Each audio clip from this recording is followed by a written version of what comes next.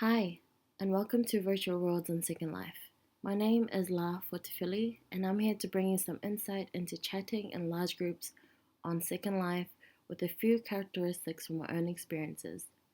The way I'm speaking to you right now is through verbal communication, which can be interacted on Second Life as it can in real life conversations, of course, without non verbal cues. However, unlike real life conversations, chat boxes are used more primarily as the form of communication on Second Life. Let's go and have a look at how this looks. And here we are at Big Daddy's 80s Club, which consists of a larger group chat. The larger group chats interacting and communicating in the more popular context of places will be of interest here as it carries many Second Life avatars gathered in one specific area, all interacting simultaneously, and thus evokes a form of public participation or social participation. Therefore, I will attempt to discover some characteristics that were found during my experience in Second Life joining in large group chats. And there were four characteristics in large group chats that I found. Firstly, there is adjacency pairs, which is the unit of conversation that contains an exchange of one turn by two speakers.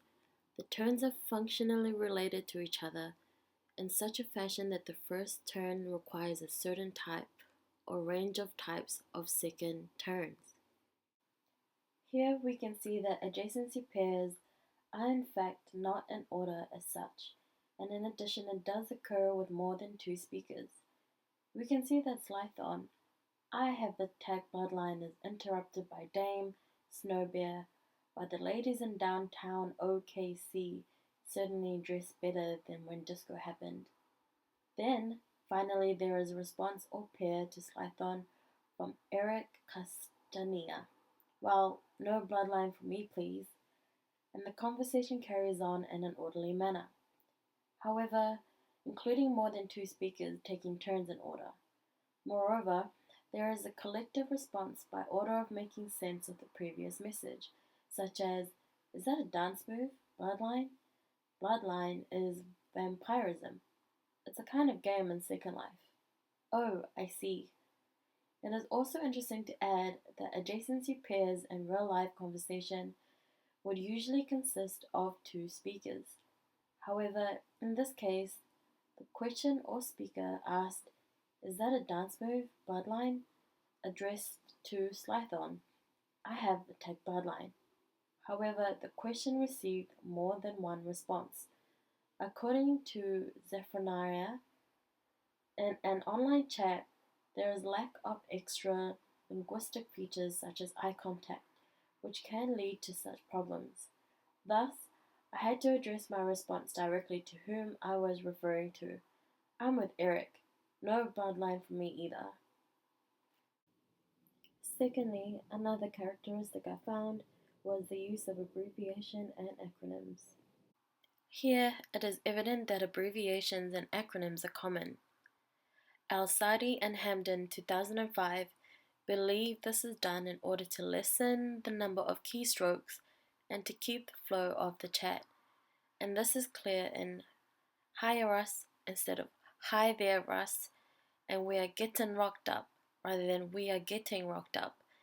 And also human sounds that can be described or transcribed into human writing, such as he, her, ha ha ha. Nonetheless, some chat users are not equally keen on using abbreviations. For example, Kevin Buchanan, in this example, who tends to use full-formed words, and this can also be called a newbie. The third characteristic I found was automated greetings, which is the interjection of welcoming when an avatar has just been teleported into the room. This can be an interesting feature of Second Life, which by default appears once you have teleported into a designated world. I have to mention there is a lack of research within this area. However, on Marketplace and Second Life, there is an optioned greeter to inform or auto greet for chat enhancements. The main focus of this is to inform.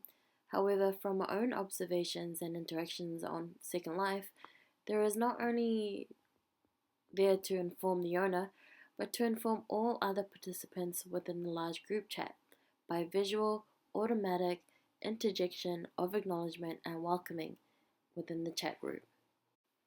Lastly, the fourth characteristic I found was the use of multiple messages, and that is meaning multiple turning taking for one speaker. Here shows the speaker sending multiple strokes of the enter key and multiple messages in a row rather than sending one message at a time. Collister 2006 believes one reason for this is because online chat can be considerably shorter in constraints to a word limit. Therefore, messages could be typed in one line and can be broken into multiple messages as coherent sentences. Furthermore, these examples also demonstrate shorter rather than longer utterances that occur in less than a minute apart. However, this is more than one turn per message can be problematic, as in, how are these turns then organized? Collister 2006 brings forth the idea of multiple strokes as being syntactic structures. This is evident in the example with Olivia Zoe, Sharkface177, and Mido. Here, the utterances are put together coherently and can be made sense of in one syntactic, complete sentence. To conclude, I find that chat in large groups in Second Life brings to light the lack of agency pairs. In my experience thus far, this occurs in interruption by another speaker that has no relation to the previous utterance. Nonetheless, respondents working together to find coherence in response back. This also brought into light the lack of nonverbal linguistic features such as eye contact that can be problematic, and thus the need for directly addressing one interlocutor to another plausible. I also found the reasonable use of interlocutor using multiple strokes of the enter key to convey one coherent message within multiple messages. One reason for this is to hold the conversation flow or to keep the flow of the chat. In addition, this conveys the idea of one syntactic complete sentence, which also, because of constraints on word limit, makes it difficult. Another interesting characteristic was the interjection of greetings to avatars upon arrival. This not only contributed to informing the owner of who arrives, but also to inform all participants within the large group chat.